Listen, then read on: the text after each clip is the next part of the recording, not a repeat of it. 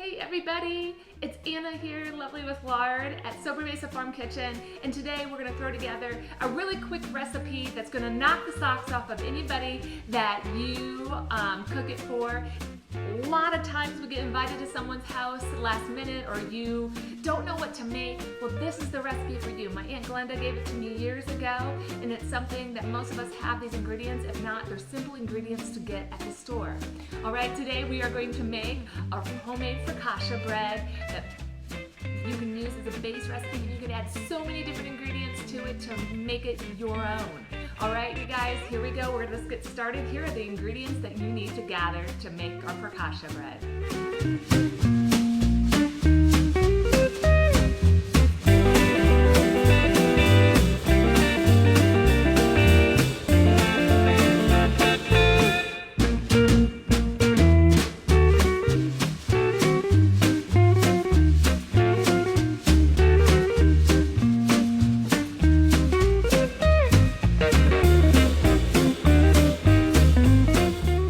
All right, here we go. We're going to mix our ingredients. We're going to add our yeast to the bowl. And to the yeast, we're going to go ahead and add about a teaspoon of our honey. This is local honey from one of our neighbors. So I'm going to go ahead and add this teaspoon. You can use sugar as well. I just like to use honey. Pour in 1 cup of warm water to dissolve this yeast. Now we're just going to give it a stir, dissolving all of the yeast in honey or sugar, whatever you choose to use, until it comes kind of a cloudy mixture. And then once we get it all mixed in, we're going to go ahead and let it sit for 5 to 10 minutes to let that yeast activate. Okay, so you can see I got a little bit of a foam on top here. My yeast is ready to go. I'm going to add my olive oil into this bowl. Get all of that olive oil. To the olive oil, we're going to add our salt. Let's give that a stir in there. And then from here, we're going to go ahead and we're going to add our rosemary. We have dried here. We could use fresh if you have fresh at your house. We have golden raisins that we're adding to this recipe, so we'll go ahead and add them now. And then once we get those all stirred in, we're going to use our all-purpose flour, putting it all in there. That was 3 cups of all-purpose unbleached flour. And we're just going to mix it around here really good.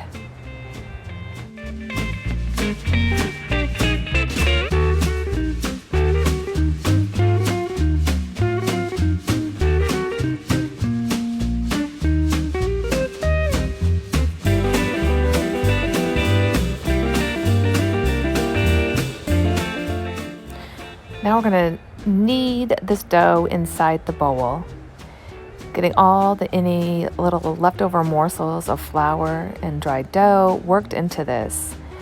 And we're just gonna knead it for a couple minutes here until it becomes one uniform solid ball.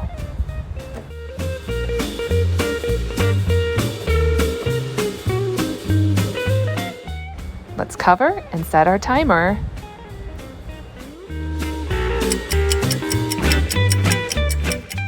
All right, as you can see, we're ready to go. We got our sheet pan here. I sprayed it with a little bit of non-stick spray. We're gonna take our dough ball that's been sitting for 15 minutes and we're gonna stretch it out onto the sheet pan. We're gonna make it about a ½ inch thick, pushing it out with our hands, stretching it just a little bit, not overworking it too much. And once we get it to the desired shape and thickness, as we have right here, we're gonna go ahead and cover it up and let it sit some more. Let's set our timer.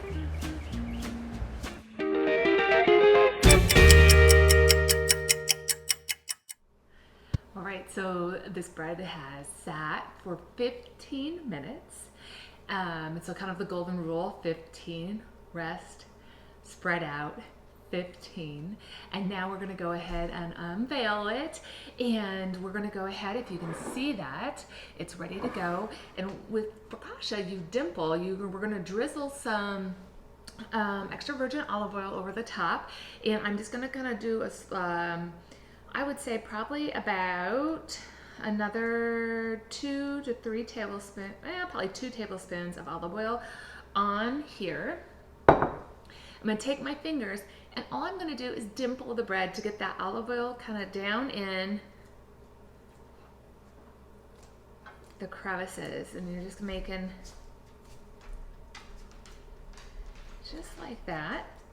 And with this recipe, and if you were gonna do any other toppings, this is the time that you would add it on there.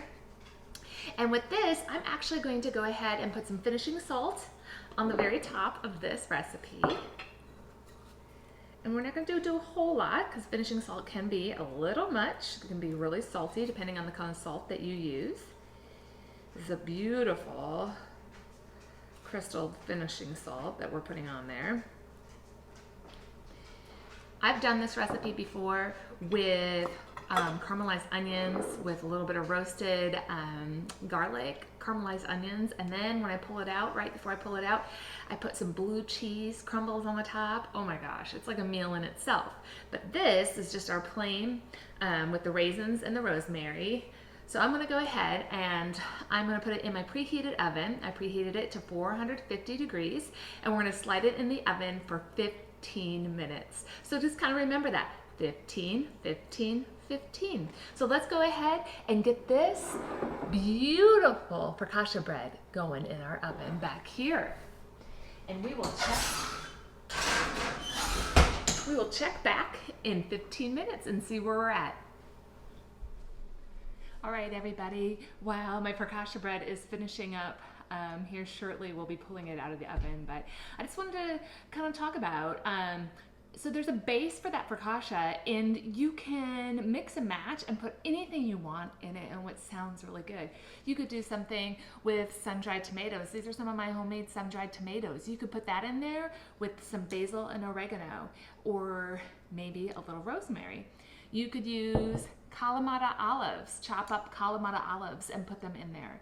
You could take some red onion or any onion really basically that you have, thinly slice it, put it on your stove top in a pan with some olive oil, and slowly cook it down. Oh, there's my timer. Let's go ahead and grab that bread here in a second. But slowly cook it down, almost caramelizing those onions, and then put a little bit of shaved garlic inside it. You could roast a garlic head by chopping off just the top of the garlic head,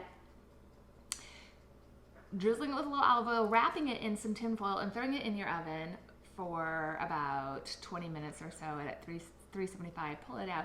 You could squeeze all of that roasted garlic inside that dough in the step that we put the raisins and the rosemary. You could put that in there. Sky is the limit. There are so many fun things that you could do. I've also used this recipe for a quick makeshift pizza dough. I have added cheese. I've done it and then added cheese at the very end for cheesy bread. I've done so many different things, and I've taken it to several people's homes for my contribution to maybe a potluck, or let's go ahead and pull this out. So 15 minutes later, oh my gosh, if y'all could smell this, it smells amazing. So here's my focaccia bread. You could use this for sandwiches. You can use this as a side for dinner. Take it for an appetizer at someone's house. Like I said, sky's the limit. And this is just, it was so simple to do. Total of an hour, not much time at all. Simple ingredients that you could keep on hand or run to the store and get. I hope that this is something that was easy for you, as it is for me, from our home.